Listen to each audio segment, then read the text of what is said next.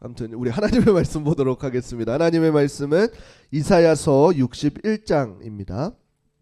이사야서 61장 1절에서부터 3절까지 보도록 하겠습니다. 이사야 61장 1절에서부터 3절입니다. 우리 세 절이니까 우리 한 목소리로 합독하도록 하겠습니다. 주 여호와의 영이 내게 내리셨으니 이는 여호와께서 내게 기름을 부으사 가난한 자에게 아름다운 소식을 전하게 하려 하심이라. 나를 보내사 마음이 상한 자를 고치며 포로된 자에게 자유를, 갇힌 자에게 노임을 선포하며 여호와의 은혜의 해와 우리 하나님의 보복의 날을 선포하여 모든 슬픈 자를 위로하되 무릇 시온에서 슬퍼하는 자에게 화관을 주어 그 죄를 대신하며 기쁨의 기름으로 그 슬픔을 대신하며 찬송의 옷으로 그 근심을 대신하시고 그들이 의의 나무 곧 여호와께서 심으신 그 영광을 나타낼 자라 일컬음을 받게 하려 하심이라. 아멘. 오늘 본문의 말씀을 가지고 성령의 사역이라는 주제로 함께 말씀을 나누도록 하겠습니다. 우리 옆사람과 인사하도록 하겠습니다. 사랑하고 축복합니다. 사랑하고 축복합니다. 너무너무 잘 오셨습니다. 한 주간 잘 지내셨습니까? 요즘 날씨가 정말로 종잡을 수 없는 것 같습니다. 지난주에 이제 너무 습하고 덥길래 이번 장마는 정말로 큰일 났다라고 생각했는데 월요일쯤인가 화요일쯤에 뭐라고 나오냐면은 장마가 끝났다? 장마가 없어졌다라고 이렇게 나오니까 정말로 종잡을 수가 없는 것 같습니다. 그때 이제 우리 건강 관리를 위해서 아직도 무덥고 습한 거는 마찬가지니까 잘 요즘 부탁드리겠습니다. 제가 요즘 기도하면서 한 가지 기도 제목은 무엇이냐면은 이제 교회가 또 한 단계 성장해야 될 때가 된 것 같다라는 생각이 들었습니다. 그래서 함께 찬양할 수 있는 사람들을 위해서 그리고 예배팀이 세워지고 섬길 수 있는 교회가 그 예배팀을 통하여서 섬길 수 있는 교회가 많이 있을 수 있도록 많은 기도 부탁드리도록 하겠습니다. 이렇게 교회를 위해 기도하다 보니까 제가 느꼈던 것은 이번 한 주 동안 하나님이 정말로 저를 많이 사랑해 주셨구나 라고 하는 생각이 들게 되었습니다. 왜냐하면 잔잔히 살펴보니까 그동안 제가 하고 있던 기도들이 이 기도들이 물론 하나님의 뜻에 맞춰져야지 성취되어지는 것이지만 제가 기도하며 간구했던 것들이 이루어지지 않은 것이 하나도 없음을 조금 발견하게 되었습니다. 그래서 아마 그렇기 때문에 제가 그동안 설교할 때나 어떤 이야기들을 할 때 강조하는 부분이 살아계신 하나님을 우리가 많이 경험하며 나아갑시다 라고 이렇게 외치고 있었던 것 같습니다. 왜냐하면 하나님께서는 오늘날에도 동일하게 살아계시고 하나님께서는 역사하시기 때문에 그 하나님을 우리가 동일하게 경험했으면 좋겠다라고 하는 것입니다. 그런데 중요한 것은 무엇이냐면은 오늘날 사람들이 특별히 우리 한국 사람들이 이 성령의 사역들을 굉장히 제한하고 있다라는 생각이 많이 들었습니다. 그도 그럴 것이 어떠한 성령의 사역에 대해서 이야기를 하게 되어지면은 오늘날 그것은 이루어지지 않는 일인가 아니면은 어떤 우연의 일치 아닌가 이렇게 약간 이상한 시선으로 바라보는 경우가 많습니다. 대개는 이러한 것들입니다. 우리가 어떠한 사람들을 만날 때에 그 사람이 성령께서 이곳까지 우리를 보내서 왔습니다. 그리고 성령님께서 우리를 이곳으로 보내셨습니다. 혹은 우리가 어떠한 질병들이 낫게 됐을 때에 성령님께서 나를 치료하셨습니다. 라고 이렇게 깨끗게 해주셨습니다. 라고 듣게 되면은 어떡한가요? 예전에는 하나님께서 일하셨구나 이런 것이 느껴지는데 요즘에는 이제 이러한 것들을 이야기하게 되면은 약간 의아하게 생각하는 것들이 너무나도 많습니다. 그러나 성경을 보게 되어지면 이런 일들이 너무나도 빈번하게 등장하는 것을 볼 수가 있습니다. 예수님께서 이제 사도 요한에게 세례를 받으시고 공생애를 시작하시기 전에 성령에게 이끌리어서 사단에게 갔다라고 이렇게 기록되어져 있습니다. 또한 에덴 동산에서 하나님께서 아담과 하와 이 사람들을 이끌어 가지고 하나님께서 창조하신 모든 것들에 대해서 어떻게 이름을 붙이는지 보자 라고 하는 것도 하나님께서 사람을 이끌었다라고 이렇게 기록되어 있습니다. 그리고 하와를 만드셨을 때 남자의 갈비뼈로 하와를 만드시고 그 하와를 어떻게 하느냐면은 아담에게로 이끌어 갔다라고도 이렇게 이야기하는 것을 볼 수가 있습니다. 그 이후에 이제 어떤 병고침이나 이런 것들은 뭐 말을 안 해도 구약 신약에서 엄청나게 많이 나오게 되어집니다. 분명한 것은 무엇이냐면은 오늘날에 동일하게 하나님께서는 아무런 일하심이 없는 것이 아니라 하나님께서는 오늘날에도 동일하게 일하시는 하나님임을 우리는 기억해야 될 것입니다. 비록 내게 보이지 않고 내게 드러나지 않을 때에도 여전히 하나님께서는 하나님의 뜻하심을 위해 일하시고 계십니다. 다만 우리가 그것을 알지 못하는 이유는 무엇인가요? 내가 그 말씀에 순종하지 못하고 이제 제가 하는 표현으로는 무엇이냐면 그 잔치에 참여하지 못하였기 때문에 그 일하심을 우리가 볼 수 없다라는 것입니다. 혹은 그 일하심을 보고도 어떻게 느껴지게 되어지나요? 요한복음 2장에 보게 되어지면은 그 가나안 혼례잔치 때에 그 수많은 사람들이 예수님께서 물로 된 포도주를 맛보고 이 포도주가 너무 맛있다라고 하는데 결국에는 어떻게 됐나요? 그 연회장 뿐만 아니라 많은 사람들이 이 좋은 포도주가 어디서 났는지조차 알 수가 없었던 것을 볼 수가 있습니다. 마찬가지로 그 포도주가 어디서 났는지 아는 사람은 유일하게 누구였나요? 그 예수님의 말씀에 순종하던 그 종들이 그 포도주가 어디서 났는지를 알게 되었다라는 것입니다. 마찬가지로 우리도 하나님의 일하심에 참여하지 않았기 때문에 그 능력이 도대체 어디서부터 흘러나오는지를 알지 못할 수도 있다라는 것입니다. 그렇기 때문에 우리가 이 사실을 기억하면서 오늘날 우리 가운데 성령의 사역들이 더 어떻게 일어나게 되어지는지, 그리고 그 성령의 사역에 대해서 조금 민감하게 알아볼 수 있는 우리 성도님들이 되시기를 주님의 이름으로 부탁드립니다. 오늘 본문은 이제 예수님께서 이 땅 가운데 육신의 몸을 입고 오시기 이전에 이사야 선지자를 통해서 하신 예언의 말씀입니다. 우리 이사야서 61장 1절 말씀 우리 함께 읽어보겠습니다. 함께 읽겠습니다. 주 여호와의 영이 내게 내리셨으니 내게 기름을 부으사 가난한 자에게 아름다운 소식을 전하게 하려 하심이라. 나를 보내사 마음이 상한 자를 고치며 포로된 자에게 자유를, 갇힌 자에게 노임을 선포하며. 아멘.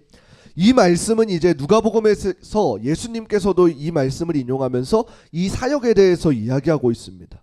특별히 이 내용을 보게 되어지면 오늘날 중요한 것이 무엇이냐면은 하나님께서 교회에게 위탁하여 주신 기본적인 사역이다라는 것입니다. 바꿔 말하면 무엇이냐면은 성령에 충만한 사람들이 해야 될 마땅한 응당의 일들이다라는 것입니다. 성령에 충만한 사람들이 해야 될 일들은 무엇인가요? 가난한 자에게 아름다운 소식, 복음의 소식을 전하는 것입니다. 그리고 그들에게 성령에 충만한 사람들을 통하여서 회복시키는 사역을 행하시는 것을 볼 수가 있습니다. 그렇다면 도대체 성령님은 어떤 분이시기에 우리를 이렇게 도와주시고 어떤 우리가 이야기하는 기적의 일들을 행하시는 분일까요? 그리고 예수님께서도 분명히 부활하시고 승천하시기 이전에 무엇이라고 이야기하냐면은 내가 가는 것이 너희에게 유익이다 라고 이렇게 말씀하시는 것을 볼 수가 있습니다. 왜 그렇게 이야기하시나요? 내가 올라가야지 성령님을 너희에게 보내시기 때문에 라고 이렇게 이야기하는 것입니다.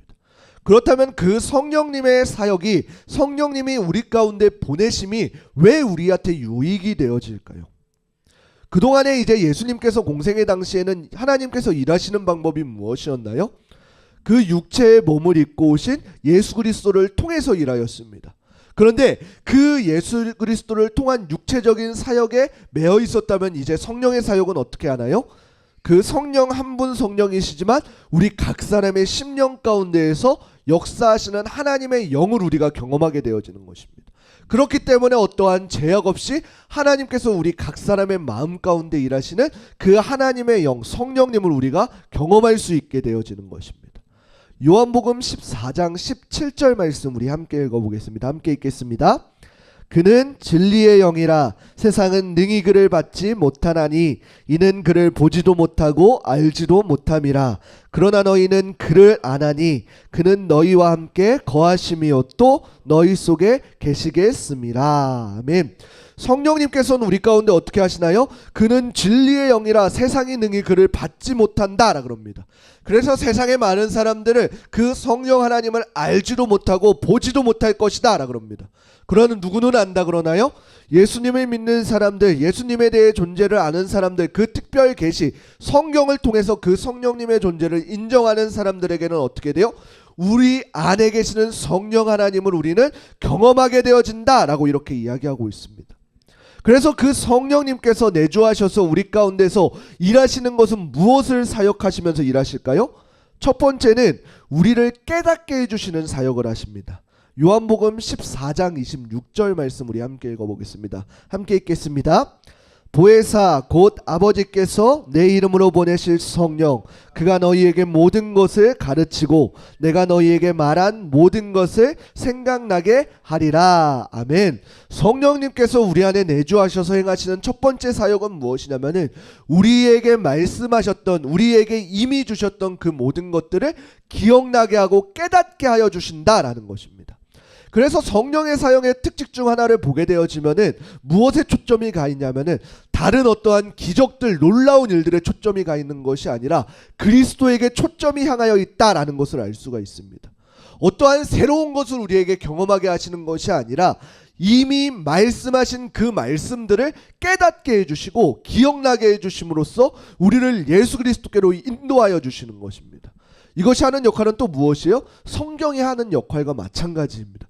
성경은 수많은 사람들을 통해서 과거를 통해서 여러 방면으로 이야기하지만 결국에는 누구를 이야기하고 있는 것인가요? 예수 그리스도를 통해서 우리를 하나님께로 인도하는 책이 바로 성경이라는 책인 것입니다. 성령님께서도 마찬가지로 우리에게 어떠한 특별한 기적을 베풀기 위하여 오신 것이 아니라 우리를 자꾸만 하나님의 말씀 가운데로 그 말씀들을 깨닫게 하기 위함입니다.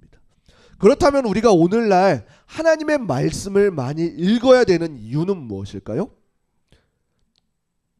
사단도 마찬가지입니다. 사단도 마찬가지로 어떠한 우리에게 죄를 범하게 할 때에 내가 알지 못하는 영역을 죄를 범하게 하지는 않습니다. 무슨 말이냐면은 우리가 오늘날 자녀들을 생각할 때 자녀들을 키울 때 많이 했던 말 중에 무엇이냐면은 보고 듣고 경험하는 것에 주의하라 라고 이렇게 많이들 이야기합니다. 그 이유가 무엇인가요? 그 사람이 경험한 것이 아니고서는 사단이 그 마음을 틈탈 수가 없다라는 것입니다. 내가 어떠한 일을 알지 못하는데 그것에 대해서 사단 마귀는 틈탈 수가 없습니다. 그런데 마찬가지로 영이신 하나님께서는 특별한 개인적인 은혜로 모르는 것을 알게 하실 때도 있지만 보편적으로는 무엇이에요? 우리가 말씀을 알지 못하면 우리에게서 깨닫게 하여 주시는 그 말씀이 없다라는 것입니다. 내가 말씀을 읽지 않는데 어떻게 하나님께서 그 말씀을 깨닫게 하며 그 말씀을 이해할 수 있게 하겠냐라는 것이. 그래서 우리가 해야 되는 일들은 무엇인가요? 하나님의 말씀을 읽고 배우면서 그 가운데서 깨닫게 하여 주신 성령님을 기대하며 나아가야 되는 것입니다. 우리가 자녀들한테 공부해라 하는 이유도 무엇이에요? 그 자녀들이 꼭 공부해서 성공할 거라는 기대는 보통 안 합니다. 그러나 무엇이냐면 그 자녀들이 일정 기간 성장했을 때에 무언가를 선택할 때에 그 선택의 폭이 좁아지지 않았으면 좋겠으니까 우리는 공부하라고 합니다. 그러나 어렸을 때부터 어떠한 목적을 발견하고 가는 친구들은 어떻게 돼요? 그것을 향해서 전심전력하면 되게 되어지는 것입니다. 마찬가지로 우리 안에서 깨닫게 해주시는 그 성령님의 사역 가운데에 우리는 그것에 활성화하기 위해서 무엇을 해야 되는 것인가요? 하나님의 말씀을 보고 익혀야 된다라는 것입니다. 그래서 우리가 이 말씀대로 우리의 삶을 살아갈 때에 그 말씀이 나를 지나치지 않고 내 말씀이 되게 하고 우리로 하여금 예수 그리스도의 말씀을 들은 자답게 살아가게 하는 게 바로 성령님의 사역이다라는 것입니다. 사도행전 1장 8절 우리 함께 읽겠습니다. 함께 읽겠습니다. 오직 성령이 너희에게 임하시면 너희가 권능을 받고 예루살렘과 온 유대와 사마리아와 땅끝까지 이르러 내 증인이 되리라 하시니라. 아멘.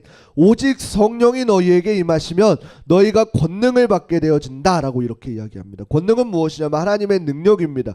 하나님께서는 우리를 보내실 때에 하나님의 능력을 덧입혀 보내주셔서 우리를 증인 삼아 주시는 것입니다. 단순히 듣기만 한 말씀이 아니라 보기만 한 말씀이 아니라 그 말씀을 뛰어넘어서 이 말씀들이 나의 삶의 말씀들이 되어지고 성령님을 통하여서 어떻게 돼요? 그 말씀을 통해 우리가 우리의 삶 가운데에 증인으로서 살아가게 하신다라는 것입니다.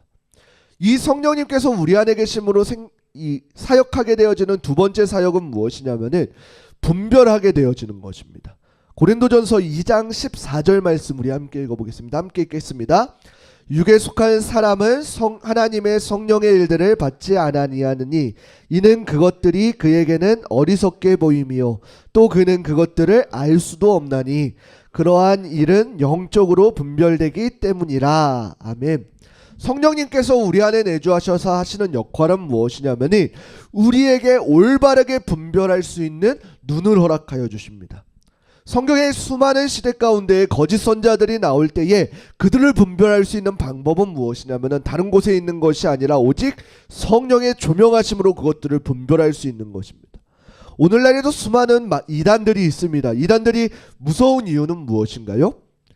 가는 길에서는 이것이 잘 드러나지 않습니다. 그러나 뭐가 달라요? 끝이 다른 것입니다. 그렇기 때문에 우리가 이 이단들이나 어떠한 사람들을 분별할 때 주의해야 될 점이 바로 여기에 있는 것입니다.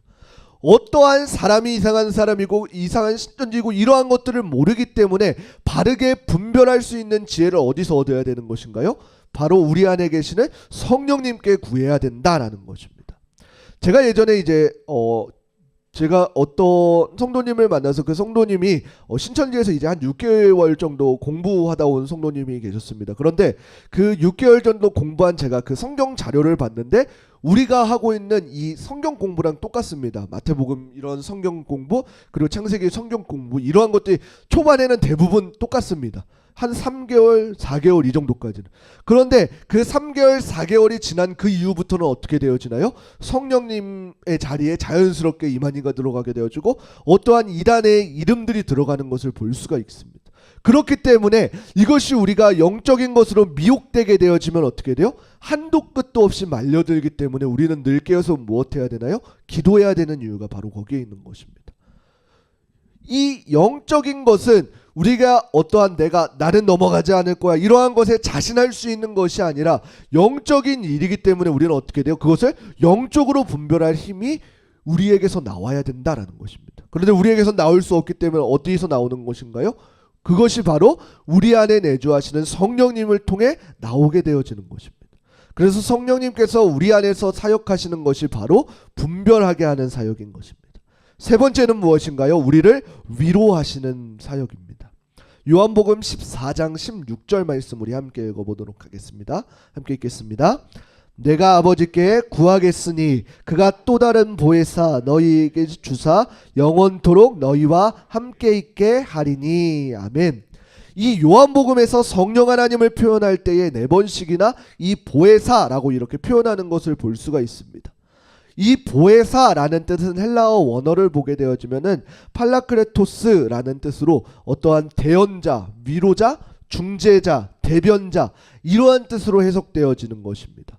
성령 하나님께서 이 말씀을 주시면서 이 보혜사라는 뜻으로 우리에게 주시면서 그 성령 하나님의 사역 중 하나가 무엇인가요? 우리가 슬플 때 위로하시고 우리의 상한 곳들을 고쳐주시는 일을 행하신다라는 것입니다. 그래서 우리의 가운데 삶을 살아갈 때에 분명히 세상 가운데 갖은 핍박을 받고 연약한 가운데 놓일 수도 있고 어떠한 조롱거리가 될 수도 있으나 그것을 능히 감당하게 하시는 분이 누구신가요? 바로 성령님을 통해서 세상을 능히 감당할 자들로 우리를 날마다 세워가신다라는 것입니다. 로마서 8장 37절에 보게 되어지면 우리에게 어떠한 환난이나 곤고나 박해나 기근이나 어떠한 위험이 올 때에도 우리가 견딜 수 있는 이유가 무엇이라고 이야기하냐면은 로마서 8장 37절 우리 함께 읽겠습니다. 함께 읽겠습니다. 그러나 이 모든 일에 우리를 사랑하시는 이로 말미암아 우리가 넉넉히 이기느니라. 아멘. 우리를 너무나도 사랑하시고 우리와 함께 하시는 내주하시는 그 성령 하나님으로 인해서 우리는 모든 상황 가운데에 어떠한 상황 핍박 가운데에서도 능히 넉넉하게 이길 수 있다라고 이렇게 기록되어져 있는 것입니다. 성경은 절대로 우리에게 핍박이 없다, 고난이 없다, 박해가 없다 이렇게 이야기하고 있는 것이 아닙니다. 공고나 박해나 어떠한 모든 어려움이 있을지라도 그것을 넉넉하게 이겨나갈 수 있다라고 이렇게 가르치는 것이 바로 성경의 말씀인 것입니다. 그래서 오늘날 우리의 삶 가운데에 분명히 어려움이 찾아올 수 있고 고난이 올 수 있고 박해가 올 수 있습니다. 그럴 때 우리가 해야 될 것은 무엇이냐면은 내 안에 내주하고 계시는 그 성령님에 의지하여서 우리를 위로하시는 그리고 우리와 동행하시는 그 성령 하나님을 느끼고 경험하게 되어지는 것입니다. 그리고 어떻게 돼요? 그동안 나와 함께 하셨던 그 하나님께서, 그동안 나와 함께 하셔서 놀라운 일을 행하셨던 그 하나님께서 여전히 동일하게 우리와 함께 계심을 믿고 한 발자국 한 발자국 걸어가는 것입니다. 그래서 우리 안에 계시는 성령님을 통해서 우리가 위로받을 수 있게 되어지는 것입니다.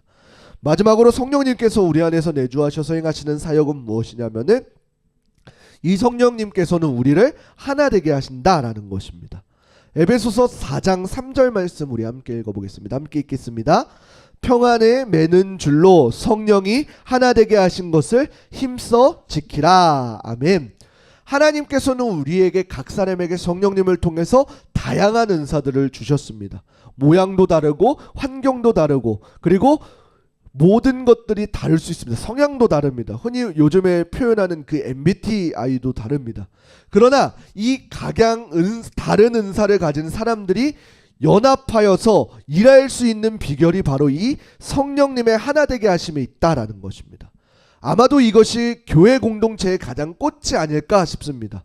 성도들 간의 아름다운 연합과 서로를 향한 넘치는 사랑이야말로 오늘날 우리가 살아갈 수 있는 이 교회가 회복되어져야 될 이 성령 하나님의 강한 역사와 충만하신 임재다라는 것입니다. 내게서 어떤 사랑이 나가지 않고 우리 공동체 가운데 어떠한 사랑이 없게 되어지면 이 성령님의 도우심을 간구해야 되는 것입니다. 우리가 흔히 성령의 충만한 시대를 이야기할 때, 성경에서 이야기할 때에 초대교회를 많이 이야기할 것입니다.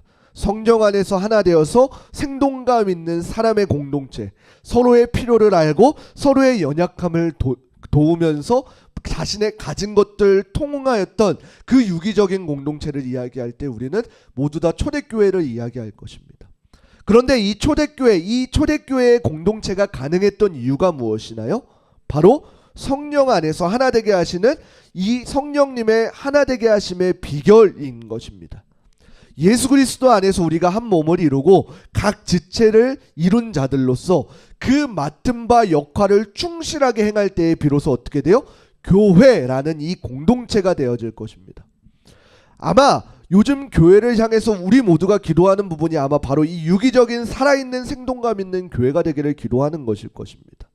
아무래도 저 혼자 무언가를 하려다 보니까 어떻게 돼요? 삐그덕거리고 부족한 것이 사실입니다. 그러한 부족한 것들이 드러나기 때문에 우리는 어떻게 돼요? 성령님의 도우심을 간구하는 것입니다. 그렇기 때문에 제게는 없는 다른 은사를 주신 사람들을 하나님께서는 사용하셔서 예수 그리스도를 머리로 하게 하고 그 예수 그리스도를 머리로 한 그 한 사람들의 공동체가 모여서 어떻게 돼요?